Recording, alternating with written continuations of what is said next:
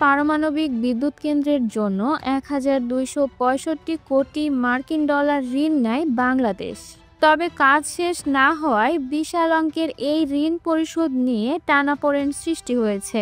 বাংলাদেশ ঋণের আসল পরিশোধের সময় বাড়ানোর প্রস্তাব দিলেও তাতে নেই কোনো অগ্রগতি।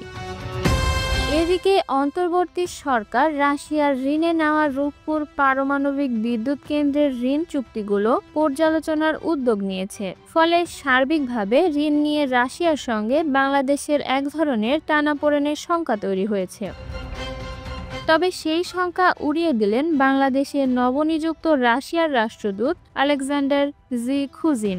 দায়িত্ব নেবার পর প্রথমবার পররাষ্ট্র উপদেষ্টার সঙ্গে বৈঠক করেন তিনি। এতে উঠে আসে দুদেশের পারস্পরিক সহযোগিতা, অর্থ, বাণিজ্য, শ্রমশক্তি রপ্তানি ও বাংলাদেশি শিক্ষার্থীদের উচ্চশিক্ষার মতো বিষয়গুলো।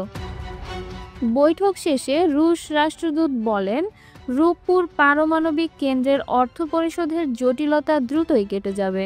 রাশিয়া বিষয়টিকে ইতিবাচকভাবেই দেখছে। We are ready to discuss it with the appropriate authorities of Bangladesh, with the finance ministry. বাংলাদেশের সঙ্গে রাশিয়ার চলমান সহযোগিতা অব্যাহত থাকবে উল্লেখ করে রাশিয়ার এই কূটনীতিক বাংলাদেশ থেকে শিপ বিল্ডিং, হসপিটালিটি ও কৃষি খাতে লোক নেবার বিষয়ে আগ্রহ প্রকাশ করেন।